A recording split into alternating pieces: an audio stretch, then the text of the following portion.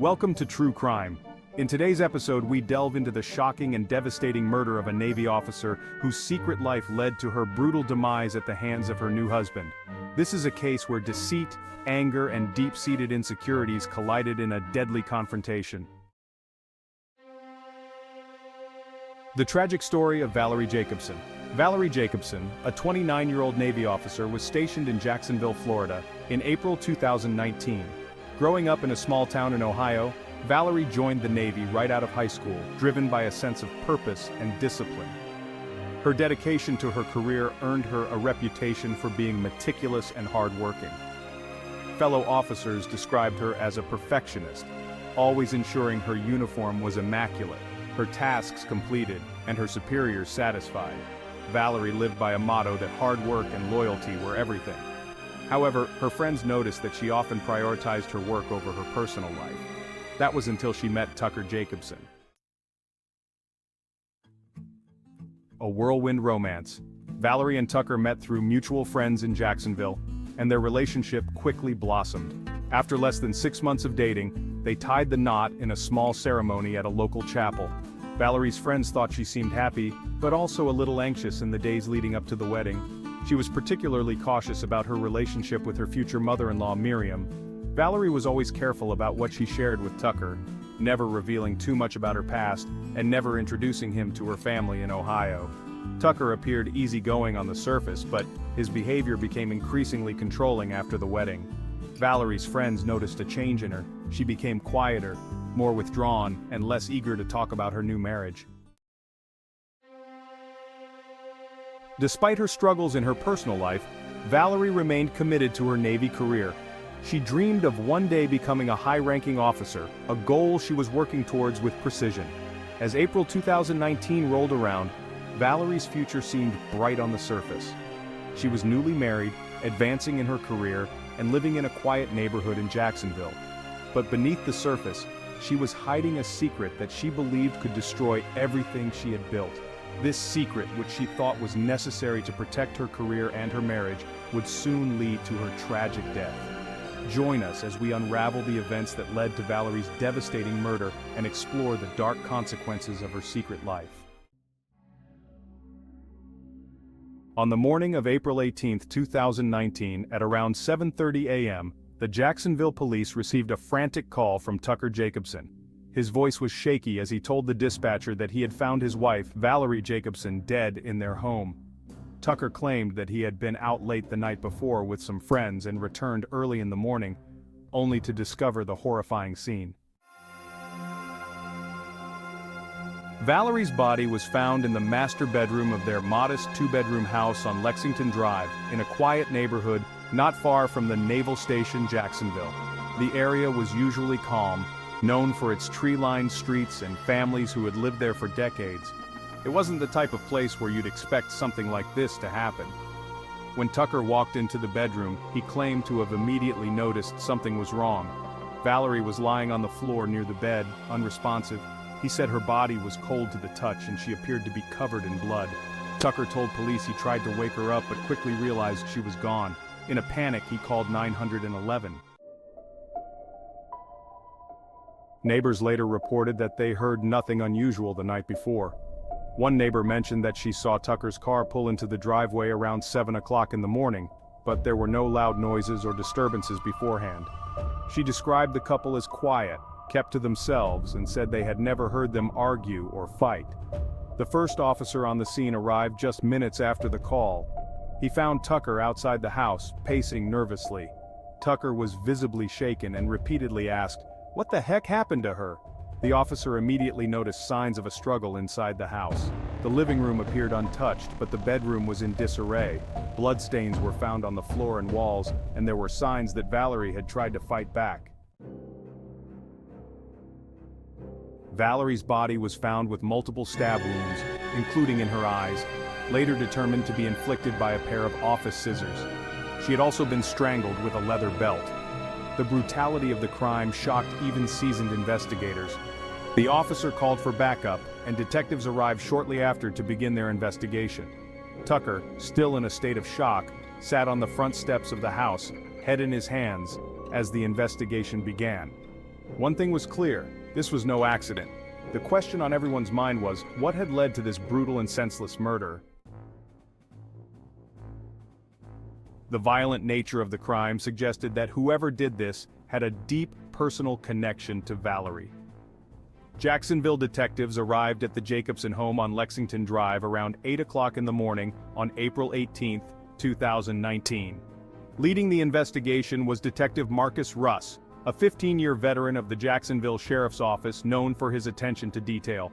Russ wasted no time and his partner, Detective Lisa Henson, joined him. She was newer to homicide but had quickly built a reputation for her sharp instincts. Assessing the crime scene.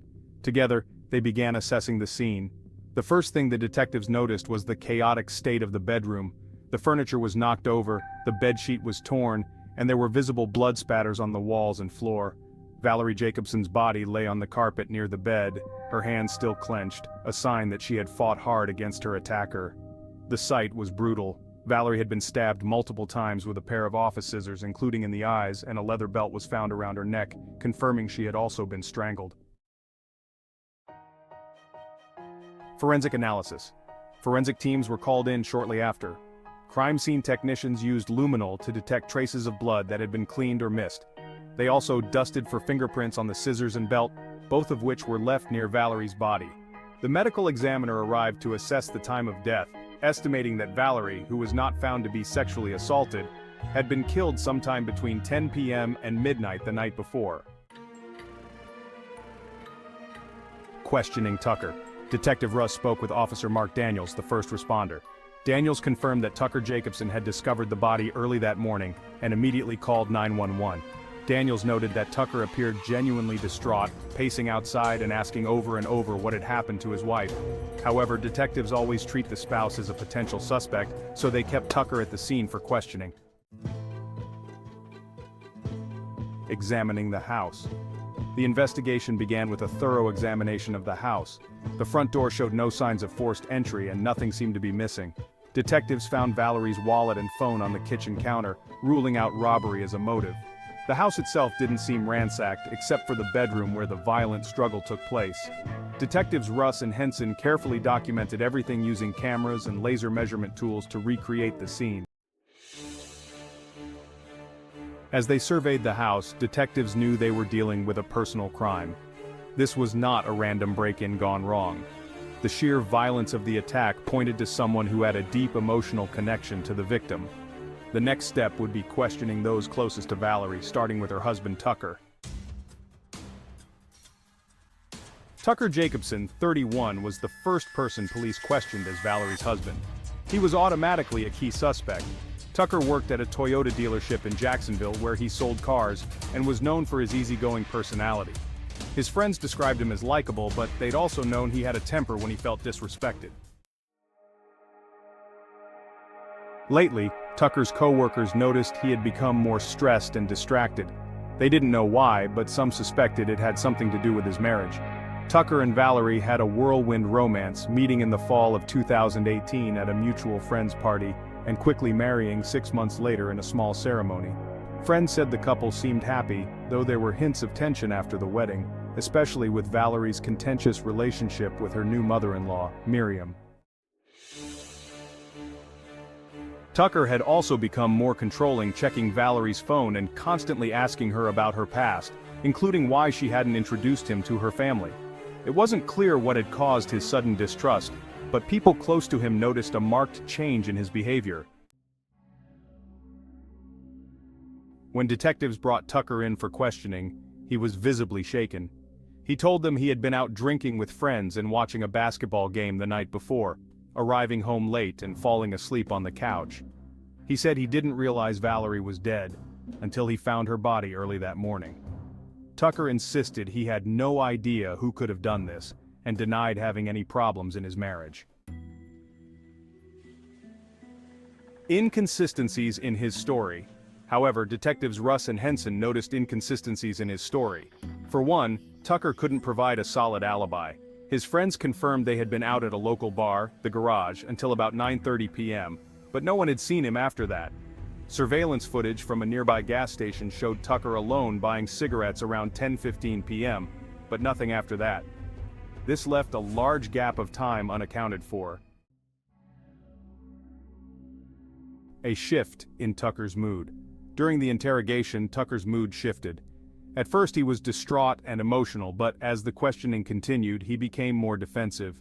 Detectives Russ and Henson sensed that Tucker was hiding something, but they needed more evidence to prove it. The investigation was just getting started, and Tucker's story was about to be put to the test. Tucker's relationship with Valerie. When detectives asked about his relationship with Valerie, Tucker admitted they had been arguing more lately, but he said it was about typical marital issues, nothing serious. Despite his claims, detectives couldn't ignore the tension they sensed from him. They asked if Valerie had any secrets she was keeping, and Tucker paused before quickly dismissing the idea. Still, his hesitation caught their attention. Miriam Jacobson, a troubled relationship. Although they had no solid proof that Tucker was involved, his behavior and lack of an alibi made him their prime suspect, at least for the moment. Miriam Jacobson, 57, was next on the list for questioning. She was Tucker's mother and had a troubled relationship with Valerie, her new daughter-in-law. Miriam had never fully accepted Valerie into the family, and behind her polite demeanor, she harbored deep resentment and jealousy towards her new daughter-in-law. Shortly before and after the wedding, Miriam made several inappropriate sexual advances towards Valerie, which Valerie had firmly rejected. This caused a growing rift between them. Embarrassed and angry, Miriam began spreading malicious rumors about Valerie, telling friends and neighbors that she didn't trust her daughter-in-law. She even hinted that Valerie wasn't who she claimed to be, and was sexually cold and infertile, sowing seeds of doubt in anyone who would listen. Sowing seeds of doubt. Miriam's gossip soon reached Tucker, planting suspicions in his mind about Valerie's past. Friends recalled how Miriam would make passive-aggressive remarks about Valerie's private nature, speculating that she could be hiding something important. In one conversation with a neighbor at a local Publix grocery store, Miriam reportedly said, "There's something off about that girl, she's kind of mannish." She also implied that Valerie's military career was an excuse to keep her distance from the family, another layer of mistrust that clouded her interactions with Tucker. Miriam's questioning. When detectives Russ and Henson brought Miriam in for questioning, she appeared calm, even defiant. Miriam didn't try to hide her dislike for Valerie and made it clear that she had never accepted her as a part of the family. Detectives sensed that Miriam was hiding something, but they needed more evidence to prove it. The investigation was getting more complex, and the web of secrets and lies was starting to unravel. Miriam's suspicious behavior. Miriam believed Valerie had been lying to her son about something. "I knew there was something wrong with her from the beginning," Miriam said. "She wouldn't let me get close to her, always kept me at arm's length." The detectives pressed her about the night of the murder, asking if she had been in contact with Tucker or Valerie that evening. Miriam claimed she hadn't spoken to either of them, but her tone was sharp and her responses felt rehearsed. She maintained her innocence but seemed almost relieved that Valerie was gone, telling the detectives, "Maybe now Tucker can find a bleeping. Bleep, who doesn't have bleeping secrets." A web of deceit. Miriam's cold attitude and her role in spreading malicious gossip about Valerie raised red flags for the investigators. They knew her animosity toward Valerie went beyond typical family squabbles. Her inappropriate sexual advances, which had caused Valerie to distance herself, also provided a potential motive for Miriam's dislike. Although Miriam denied having anything to do with the murder, her behavior was suspicious enough to keep her in the spotlight of the investigation. The detectives couldn't rule her out just yet. A critical piece of evidence. On the morning of April 18, 2019, investigators found a critical piece of evidence that shifted their focus. Detective Roos received a tip from a confidential informant that Miriam Jacobson had been involved with a known local drug dealer, Dean Vieri. Vieri, 44, was a small-time felon with a long history of drug-related crimes and petty theft in Jacksonville. He had a reputation for taking advantage of vulnerable clients, and Miriam, deeply in debt, was one of them. Miriam's dark secret. The informant revealed that Miriam's financial troubles had reached a point where she was trading sexual favors to Valerie in exchange for drugs. Miriam had struggled with an addiction to prescription painkillers for years, a secret she hid from her son Tucker. She had racked up significant debts with Valerie, and by early 2019, she had no way to pay him back. Valerie, known for his violent temper when it came to unpaid debts, had pressured Miriam into taking drastic measures, including selling herself to him for sexual acts. A trail of evidence. This new information immediately caught the attention of the detectives. They pulled Miriam's financial records and found evidence of large cash withdrawals from her bank account, which lined up with payments to Valerie. These transactions took place in the months leading up to Valerie Jacobson's murder. The detectives were starting to piece together a web of deceit and corruption that went far beyond a simple family dispute. They were getting closer to the truth, but they still had many questions unanswered. The investigators also discovered a series of text messages between Miriam and Valerie, where Valerie had grown increasingly threatening, demanding money or other arrangements. One particular text message sent by Valerie on April 14th, just days before the murder, read, "Time's running out, Miriam, you dried up old bleep. Better come through or you'll bleeping. Regret it." This ominous warning led detectives to wonder if Miriam's desperation over her drug debts had somehow played a role in the crime. Could she have gotten involved in the murder to pay off Valerie, or had Valerie taken matters into his own hands when Miriam couldn't deliver? The discovery of Miriam's drug addiction, her debts to Valerie, and the lengths she went to in order to cover them up added a new layer of complexity to the case. The detectives now had to consider whether Miriam's connection to Valerie had led to Valerie's murder directly or indirectly. On April 19, 2019, just as investigators were closing in on new leads, a surprise crackdown on local drug dealers turned the case on its head. Jacksonville police, in collaboration with federal agents, raided several properties, including the home of Dean Valerie, Miriam Jacobson's drug dealer and sometimes sexual partner. The raid was part of a larger operation targeting a rising opioid epidemic in the region. During the raid, law enforcement found substantial evidence tying Valerie to a network of illegal drug sales. Hidden in his rundown apartment were bags of pills, several unregistered firearms, and stacks of cash. What caught the attention of the investigators working on Valerie Jacobson's murder, however, was something more personal. An envelope filled with pictures of Miriam and her family members, including Valerie and Tucker, accompanied by a series of sexually explicit text messages between Miriam and Valerie. These messages showed that Miriam had not only been buying drugs from Valerie, but had also been involved in a deeply troubling personal relationship with him. A dark and twisted relationship. The detectives were shocked by the revelation. Miriam's relationship with Valerie was not just about drugs. It was a dark and twisted connection that had been hidden from her family and friends. The investigation was taking a dramatic turn, and the detectives were getting closer to the truth. But they still had many questions unanswered. What was the extent of Miriam's involvement with Valerie? Had she played a role in Valerie's murder, or was she just a pawn in a larger game? A desperate situation. In the texts, Valerie repeatedly pressured Miriam to do more to repay her debts. He hinted at favors beyond money, and in one particularly incriminating message sent just days before Valerie's death, he said, "You're out of options, Miriam. Handle it, or I'll make it worse for you." These discoveries confirmed what detectives had suspected, that Miriam was caught in a desperate situation, desperate to pay off her debts and keep her secrets hidden. Miriam may have been forced to take extreme measures. Investigators now wondered if she had been blackmailed or coerced into something far worse, including murder. New evidence emerges. With new evidence in hand, detectives reined in key witnesses, including Miriam's son, Tucker. His earlier insistence that his mother had nothing to do with Valerie's murder seemed increasingly unlikely. Tucker, who had been struggling with the emotional toll of losing his wife, was visibly shaken when confronted with the truth about his mother's drug debts and her toxic relationship with Valerie.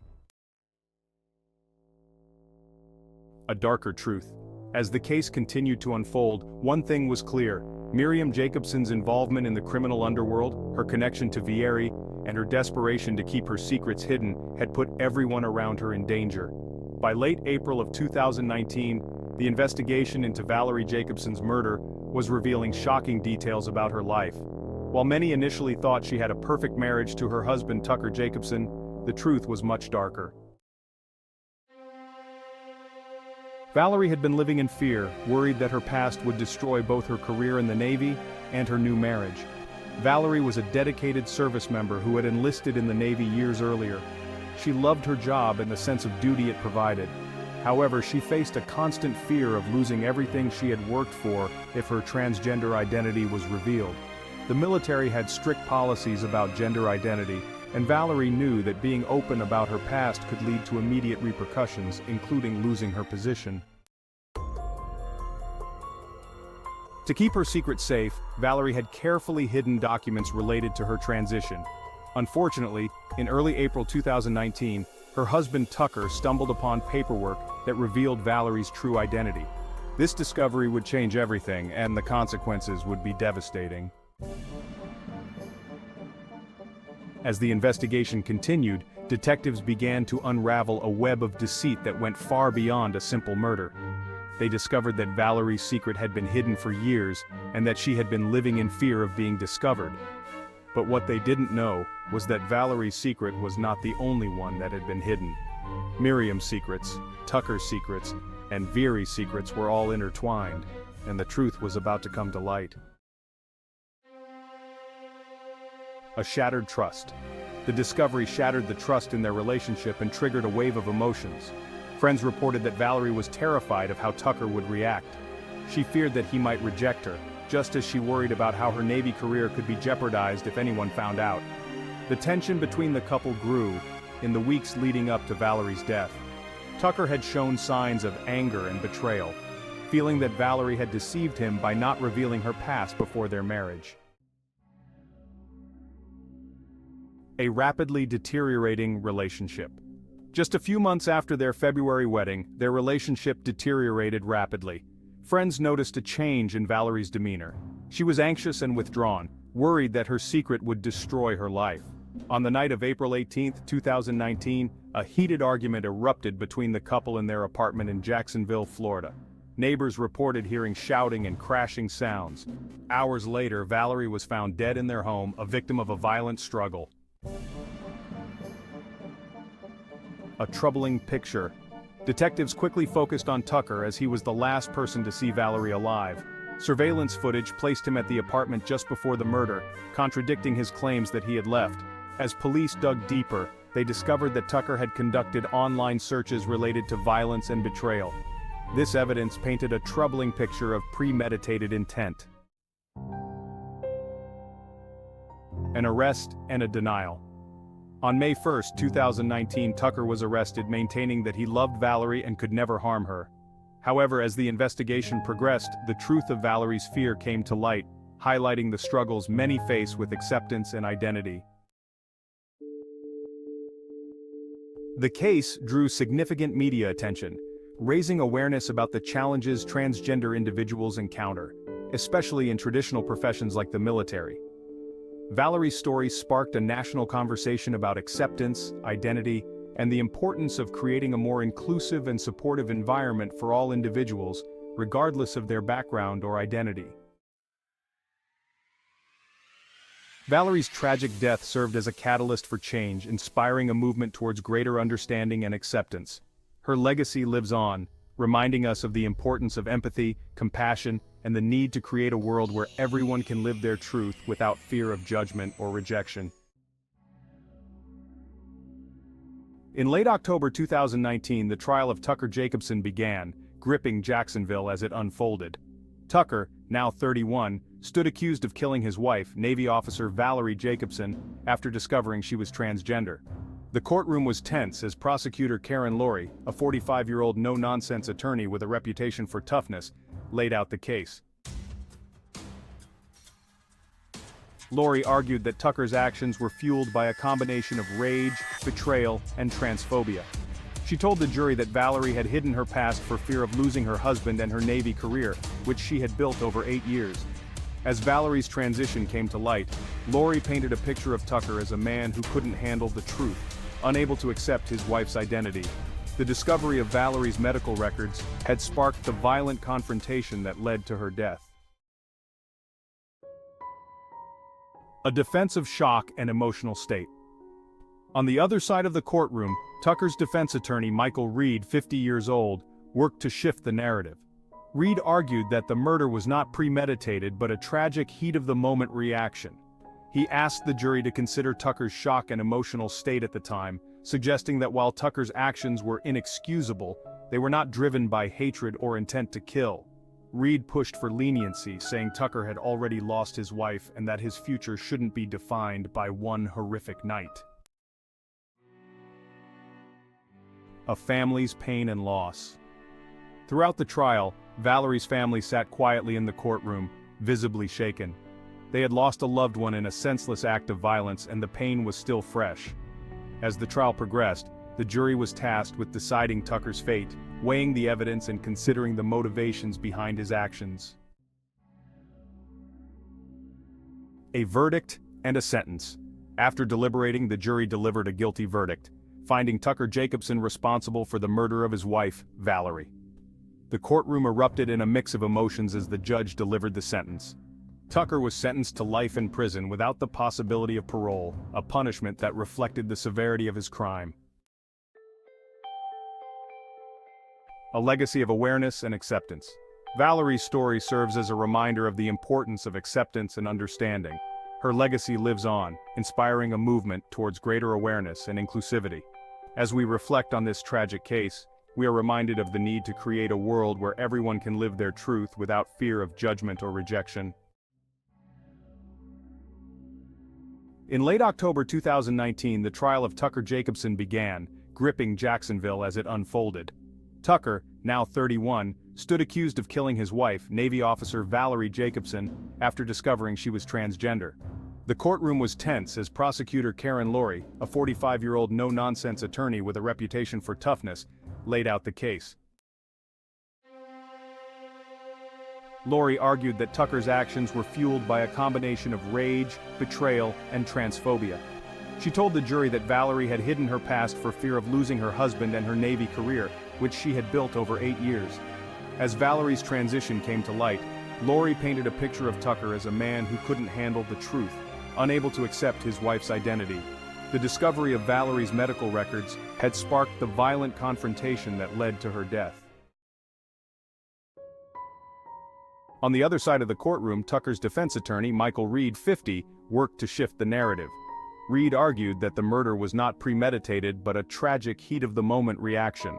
He asked the jury to consider Tucker's shock and emotional state at the time, suggesting that while Tucker's actions were inexcusable, they were not driven by hatred or intent to kill.